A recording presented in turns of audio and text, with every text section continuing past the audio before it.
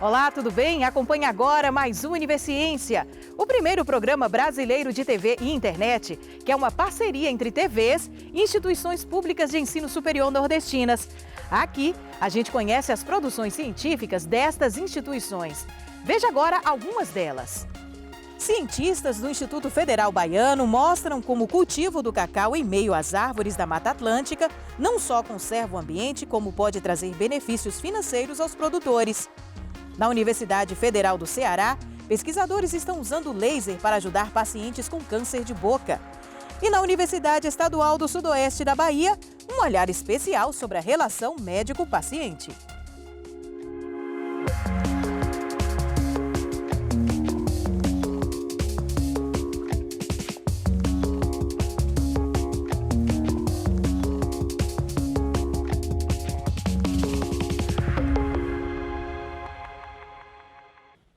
O cultivo do cacau sob a sombra das árvores da Mata Atlântica, no sul da Bahia, conhecido como cabruca, promove a conservação do ambiente natural da região.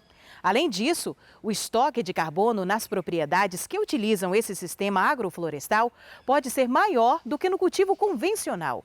Uma pesquisa dos cientistas do Instituto Federal Baiano quer traduzir em números o quanto essa relação pode ser benéfica não só para o meio ambiente, mas também para os produtores.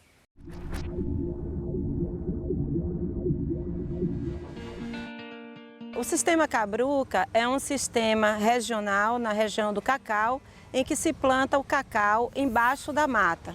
Se tira o subbosque na mata, ou seja, ralear a mata, e dentro dela a gente planta o cacau. Então esse sistema existe desde o início em que se plantava cacau na região. E com isso, a nossa região preservou e preserva ainda e muito a Mata Atlântica. Então, hoje, com as questões das mudanças climáticas, com os trabalhos que precisam de mitigação às mudanças climáticas, então se faz necessário pesquisas mostrando o potencial de quantificação de carbono em diversos cultivos. Então, aqui na região aqui próxima, houve uma certificação do território para a venda de créditos de carbono. E nessa certificação, foi certificada algumas áreas de sistemas agroflorestais, né, para a venda de créditos de carbono. Mas as certificadoras elas só têm aceito a quantificação para a venda de créditos do cacau e de algumas espécies nativas. E ela não aceita de todo o sistema como um todo. Então isso foi que fez com que a gente fizesse a pesquisa quantificando o que a gente chama de compartimentos. Não só as espécies arbóreas, mas também o carbono estocado no solo, o carbono estocado na serrapilheira, o carbono estocado no subbosque, que é nas plantas não arbóreas. Então, essa pesquisa foi com esse objetivo, quantificação total no sistema cabruca, e agora nós estamos monitorando qual o incremento anual de carbono em áreas de cabruca de cacau. Em números, há uma variação muito grande das áreas de cabruca. Então, nós tivemos cabrucas com uma estocagem de 80 toneladas de carbono, como tivemos cabruca de 400 toneladas. Quando a gente quantifica tudo, inclusive madeira morta. Então há uma variação muito grande nessas cabrucas. Nesse monitoramento que nós estamos fazendo de incremento, nós aumentamos outras áreas de cabruca e fizemos algumas alterações na metodologia que nós vimos necessário em questão de cabruca. O incremento, a gente vai ver de um ano para outro qual foi o incremento que teve a mais, qual foi o crescimento dessas árvores que promoveu um sequestro de mais quanto. Então, uma área em si de cabruca, ela pode ter essas quantidades de estocagem de carbono. Porque quando a gente quantifica o carbono, a floresta sequestra carbono, não é o que ela respira, é o que ela transformou em biomassa. Que aí o carbono ficou ali sequestrado, o carbono está ali estocado.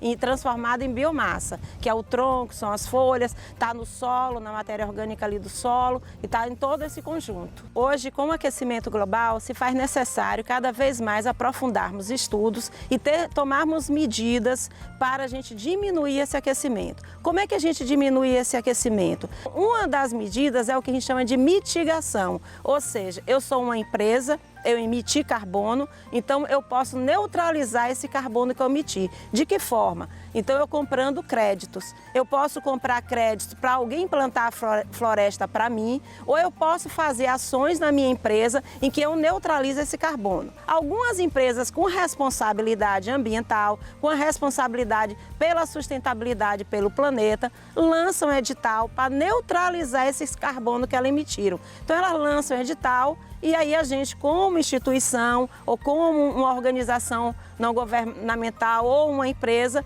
a gente vai para esse edital e diz, eu tenho X toneladas para lhe vender. Aí ela vai perguntar de que forma. Então foi aí, uma dessas que eu trabalhei. O que eu acho mais importante quando a gente leva para o agricultor e ele passa a receber o que a gente chama de pagamento por serviços ambientais. Porque na hora que você vende esses créditos, é um pagamento por serviços ambientais. E na hora que um produtor passa a receber, porque ele está preservando, porque ele está cultivando de uma forma sustentável, para mim esse é o maior ganho. Porque ele vai olhar para uma árvore e ele não vai ver ali naquela árvore metros de tábua nem metros de ripão. Ele vai ver naquela árvore ali que ele conservando, ele está protegendo a natureza, ele está protegendo a vida dele, ele está de uma forma sustentável, colaborando para esse mundo aí. Porque quando a gente diz assim, salve o planeta, não é salvar o planeta, gente. Salve a espécie humana do planeta. É isso que a gente tem que dizer.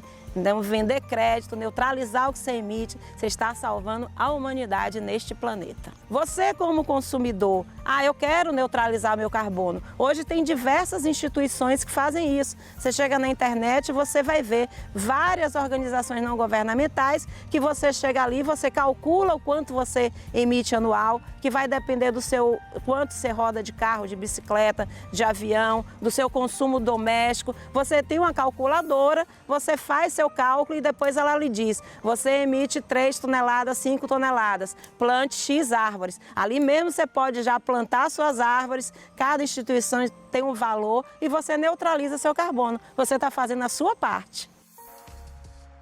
E veja daqui a pouco, o laser ajuda pacientes com câncer de boca que passam por quimioterapia. É depois do intervalo.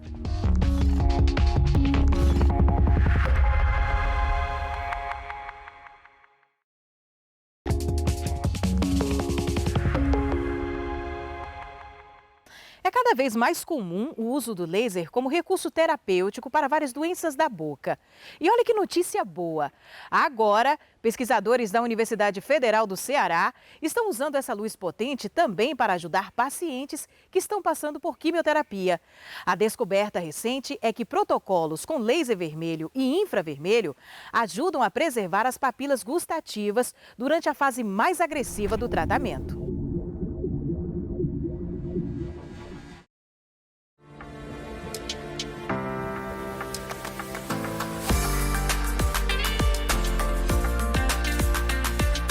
Com 32 anos foi uma surpresa bem desagradável de início. Eu descobri através de um nódulozinho, um nódulo que surgiu no meu peito. Aí eu fiz uma ultrassom, aí dessa ultrassom, um outro médico que fez a ultrassom já me encaminhou aqui para o ICC e eu já comecei o tratamento. O paciente que está em quimioterapia, ele perde o paladar por quê? Porque o quimioterápico, ele não afeta apenas o tumor, mas ele afeta qualquer tecido do corpo e tem uma alta capacidade de reprodução. A pele fica seca, o cabelo cai e o paladar é perdido por conta dos botões gustativos. O principal objetivo é você tratar o paciente para ele não perder o paladar, ou seja, ele não chegar a essa fase da digeusia, que é a modificação do paladar e ele perder esse paladar, né? Então, assim, o objetivo é a gente tratar para que isso não aconteça. Não existe ainda um tratamento, né, que você é medicamentoso,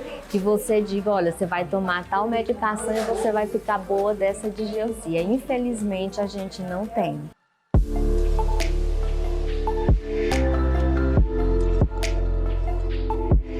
Uma das coisas que motivou o desenvolvimento dessa pesquisa foi uma parte pessoal. A mamãe, ela tinha câncer de mama e ela fazia quimioterapia e se queixava muito do paladar. A laser terapia é um recurso que há muito tempo vem sendo utilizado na odontologia. No entanto, né, dos últimos 5 anos para cá, eu posso dizer que houve assim um boom no que diz respeito mesmo à aplicabilidade da laser terapia em diversas condições na odontologia. O laser, ele é um aparelhozinho portátil, então a gente consegue levar para cada lugar. Ele é um aparelho só que ele tem uma potência fixa de 100 mW de potência. E ele tem comprimentos de ondas diferentes. Ele tem um comprimento de onda vermelho, que vai variar ali de 660 nanômetros, e um comprimento de onda infravermelho, variando de 880 nanômetros. A tecnologia do laser é uma tecnologia relativamente simples. É uma emissão de fótons de luz que os tecidos absorvem e isso estimula a sua reprodução celular. Então, se eu tenho uma ferida e eu jogo o laser em cima, aquele comprimento de onda estimula a cicatrização celular e, consequentemente, o reparo das feridas. Isso já é feito para a pele, isso já é feito para a afta. E a quimioterapia, por causar um dano, então a gente pensou, poxa, se o laser é capaz de reverter um dano de uma ferida cutânea ou de boca, por que não prevenir o desgaste dos botões gustativos durante a quimioterapia? É uma coisa relativamente nova, né, de você tratar a digeusia com a laser terapia. Então, assim, é uma coisa que nós estamos engatinhando. Se a gente for buscar na literatura, você tem, inclusive, uma grande gama de protocolos diferentes, porque a gente não sabe ainda, na realidade, qual o melhor protocolo, né, para o tratamento desta condição. O paciente ele começa a perder peso ou devido à falta de ingesta de alimento ou devido a vômito, náusea e diarreia. E aí, quando o paciente ele perde muito peso e ele baixa para determinados níveis, o oncologista tem de diminuir a dose do quimioterápico ou até suspender o tratamento. E qual o impacto disso? Resistência tumoral. Toda vida que você para de administrar a droga, o tumor tende a desenvolver resistência. Então, se o oncologista ele consegue sustentar aquela dose durante todo o curso do tratamento, a possibilidade de cura aumenta significativamente.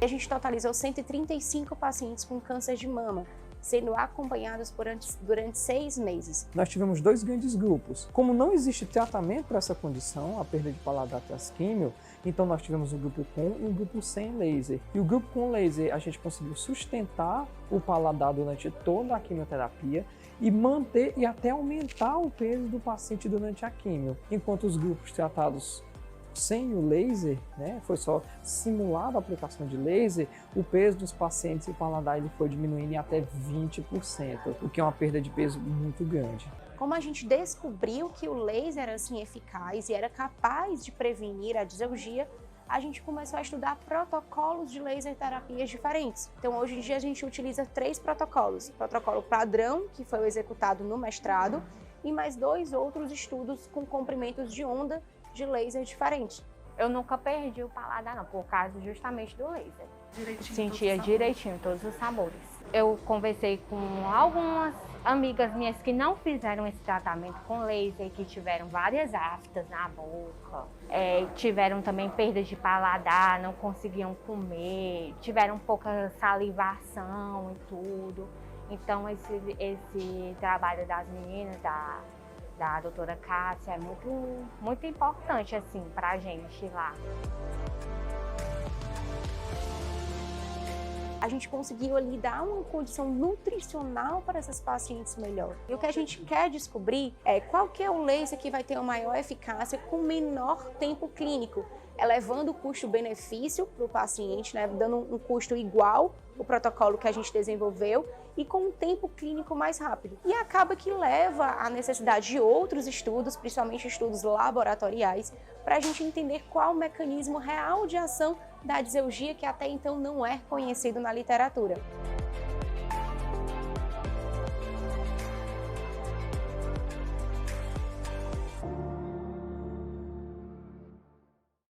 A relação médico-paciente é uma interação que envolve confiança e responsabilidade. Ela é marcada pelos compromissos e deveres de ambos e está longe de ser um contato frio. ou seja, deve ir além de uma simples consulta. Trata-se de uma relação humana que, como qualquer uma do gênero, não está livre das complicações. E uma pesquisa desenvolvida na Universidade Estadual do Sudoeste da Bahia busca entender mais essa relação. Depois de ouvir pacientes de alguns postos de saúde da cidade de Tapetinga, no sudoeste da Bahia, foi constatado que o diálogo e a atenção a detalhes são fundamentais para o sucesso dessa relação.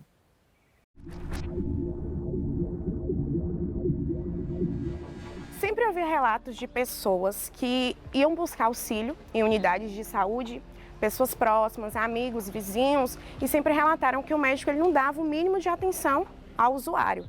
E chegava ao atendimento em saúde com medo, tenebroso, e não conseguia explanar ao médico o porquê que ele estava fazendo ali. E nisso, quando nos remetemos a um passado não muito distante, relembramos a existência habitual de uma relação médico-paciente muito forte, onde o médico ele era um médico da família, que estava sempre ali, auxiliando no que fosse preciso. Só que no ponto de vista do usuário, por que essa relação ela começou a se esfriar? E nisso eu tentei buscar o ponto-chave para que essa relação ela seja feita de maneira positiva. E aí eu me perguntei, será que a culpa é apenas do profissional médico que não consegue criar um ambiente propício para uma anamnese, que é uma conversa com o seu paciente sobre o que o levou a buscar ajuda, o quanto aquele momento é importante para ele, ou do paciente que já chega nervoso, com medo do diagnóstico médico e não consegue explanar o que ele está fazendo ali naquele momento.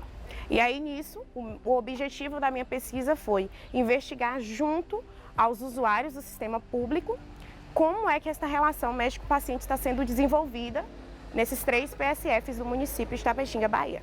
A ideia de Daniele, da gente trabalhar nesse sentido, caiu como uma luva na nossa proposta aqui de trabalho, que era uma forma da gente descobrir de que forma essa relação médico e paciente estava acontecendo e, além disso, começar a discutir, começar a pensar sobre o que a gente poderia fazer, eu digo a universidade, junto com a administração pública, e aí a Secretaria de Saúde sempre esteve de portas abertas para a universidade desenvolver esse tipo de trabalho, para de que forma a gente pudesse contribuir para a melhoria nesse atendimento. Primeiro eu fiz uma busca ativa pelo município a fim de descobrir a quantidade de PSFs que o município dispõe, sendo 16 aqui, e um em Bandeira do Colônia e outro em Palmares. E nisso eu escolhi 3 PSFs, onde é composto pela maior quantidade de usuários. E dentre esses 3, observou-se que o quantitativo de pessoas do sexo feminino foram bem maior, sobressaíram os do sexo masculino, e a faixa máxima que procuraram atendimento foi entre 29 e 39 anos. E também houve algumas perguntas sobre a avaliação e explicação do médico ao paciente. E uma dessas, dos questionários, a avaliação do atendimento médico com seu paciente, 47 usuários relataram que foi boa, somente 7 foi péssimo. E também o médico explicar sobre o seu problema, 29 relataram que foi excelente, vista que só 6 relataram que foi péssimo. E isso pode ser explicado, devido ao médico da unidade ele ter um cuidado e uma melhor atenção ao usuário. Por mais que, por vezes, o médico ele dê os dados de forma técnica, a sua fala é técnica, mas o usuário ele entende por parte do médico e o médico ele consegue explicar de forma bem clara e também a empatia entre ambas as partes. Por mais que os resultados eles foram de forma positiva, os resultados positivos eles sobressaíram, o tempo de espera para a consulta, 63 usuários relataram que o tempo não foi desejável. Ele foi mais de 1 hora esperando para ser atendido. Isso também vista que o sistema público, por vezes, ele é sobrecarregado, é apenas um médico, cada programa é inserido um médico só.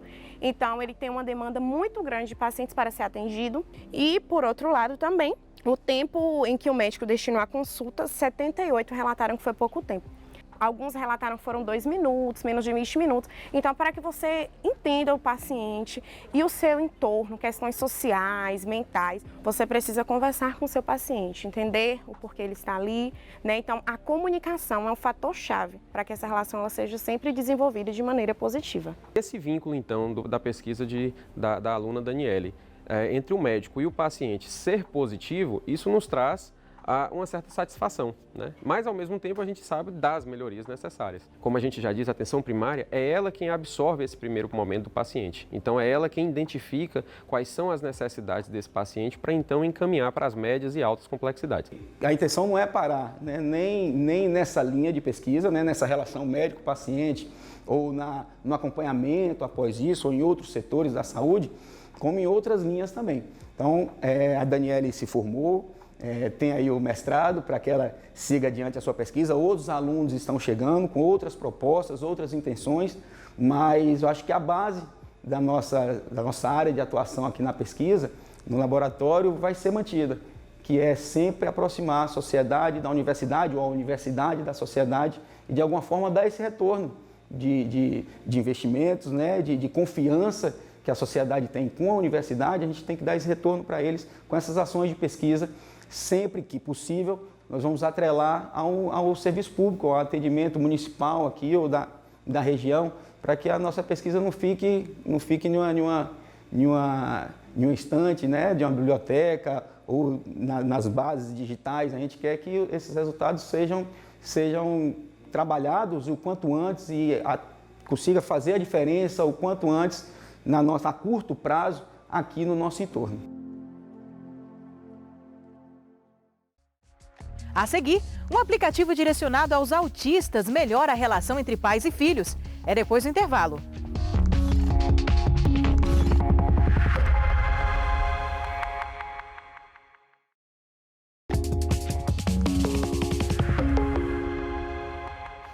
Educar é um desafio e ele se torna ainda maior quando trata-se de educar crianças com autismo.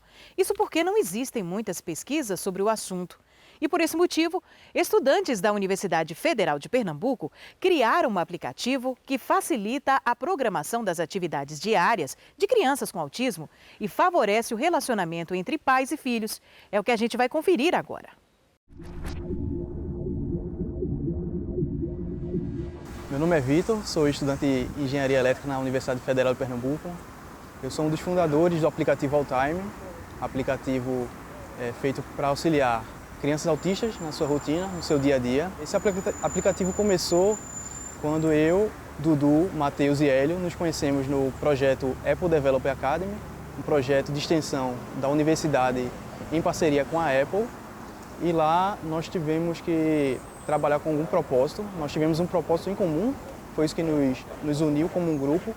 A gente estava pensando em trabalhar com acessibilidade para pessoas neurotípicas e acabamos escolhendo um nicho mais específico de crianças autistas. A ideia inicial era mais abrangente, era trabalhar com acessibilidade para pessoas neurotípicas. E tanto eu como o Dudu temos familiares. Eu tenho uma prima com autismo e o Dudu tem um primo com autismo. A maior motivação da gente para trabalhar com autismo, inicialmente, foi a história dos nossos primos, né? No meu caso, eu tenho o João, que é um primo que a gente tem um contato muito grande desde que ele era muito criança. E foi justamente nesse contato que a gente começou a criar uma relação muito forte. Apesar de João, desde muito cedo, já apresentava traços como os do autismo, né? Que é a dificuldade de olhar nos olhos, a dificuldade de comunicação, movimentos muito repetidos.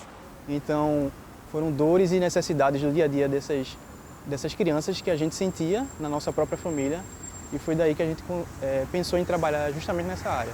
E a partir disso, a gente começou a criar realmente um nível muito grande de intimidade. E que realmente é uma pessoa que eu tenho muito próximo da minha família. E acabei acompanhando essa evolução, que foi a questão dos pais deles começarem a descobrir a questão do autismo, né? Procurar tratamento, procurar especialistas. E isso foi algo que me sensibilizou muito dentro dessa questão, porque me veio essa motivação maior de querer ajudar o João. Então acho que nasceu muito dessa questão de amor, sabe? Da gente olhar para as famílias da gente, olhar para como a gente poderia usar um projeto da universidade para melhorar a vida de pessoas que estavam próximas da gente também, sabe? O aplicativo é dividido em duas partes. A parte da criança, onde ela tem a visualização mais com essa comunicação não verbal mesmo, com as imagens, em que uma tela mais limpa, na qual ela tem só as informações necessárias para ela perceber o que ela tem que fazer naquele dia, quais são suas atividades do dia. Já na parte dos pais, é onde eles podem fazer o planejamento dessas atividades, tanto planejamento como eles coletar algumas informações como o feedback da criança, como ela se sentiu após finalizar algumas atividades. A partir disso, a gente começou a fazer entrevista com nossos familiares, com outras famílias que a gente conhecia, que tinha pessoas com autismo de diversas idades. A partir disso, a gente recebeu mais indicações e foi aí que a gente passou a procurar também os profissionais. Então, a gente começou a conversar com médicos, psicólogos, terapeutas ocupacionais e vários outros especialistas que estudavam mais ativamente a causa. Isso foi muito importante, porque a gente, de um lado, teve a visão da família, que era o núcleo, né, que a gente estava querendo auxiliar, e do outro lado a gente também teve a visão mais técnica, né? E claro também que a gente também não desprezou a pesquisa acadêmica. Então a ideia da gente foi realmente ter uma imersão bem profunda nas questões, né, que envolviam o autismo de uma forma geral, para entender tanto a realidade das pessoas que convivem com autismo e com pessoas com autismo, tanto com pessoas que trabalham com isso, como também entender melhor o que estava sendo feito na área. Quanto às questões de tratamentos, de métodos de ensino e tudo mais. O Alltime ele surge como procura ver essa oportunidade e surgiu nesse espaço de criar um canal de comunicação entre pais e filhos de uma maneira mais visual e prática, porque a ideia é justamente essa, que o pai vá, crie uma atividade, essa atividade esteja bem personalizada de acordo com as necessidades da criança e isso seja incluso no seu calendário. O aplicativo é basicamente dividido em 2 perfis. Os pais nesse perfil ele conseguem ter o controle de toda a rotina da criança, dos seus filhos. E nessa tela inicial ele consegue ver, por exemplo, o cronograma diário da criança, com as atividades que a criança tem a fazer naquele dia, e onde ele consegue ver o horário agendado, o horário que a criança realizou a atividade e o feedback que a criança deu após concluir. E ele também consegue ver o horário semanal das atividades da criança para a semana corrente, né? Essa aqui é a parte, é o cronograma diário da criança, onde o pai consegue ver as atividades diárias dela, que ele consegue ver a imagem da atividade, a categoria da atividade, o nome, a quantidade de subtarefas que a atividade tem e o horário que ela foi agendada. Quando a criança conclui uma atividade, aqui também aparece o horário de conclusão e o feedback que a criança deu após realizar a atividade.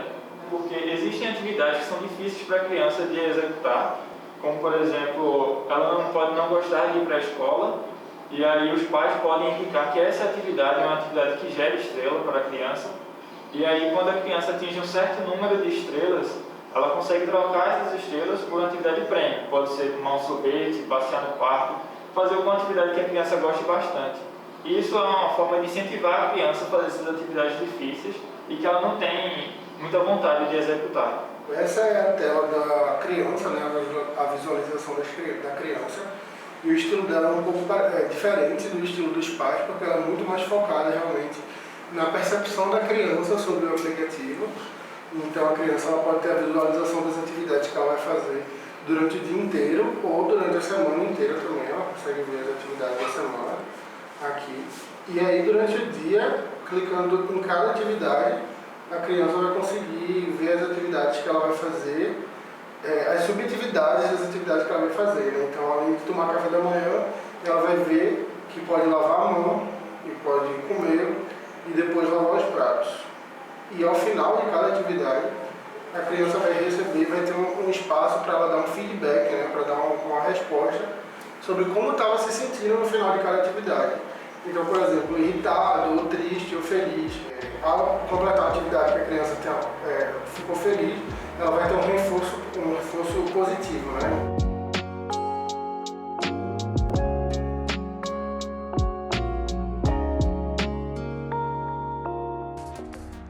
E você já sabe, se tem alguma dúvida ou sugestão, envia para o nosso e-mail universiencia@uesb.edu.br que a gente explica por aqui num outro programa.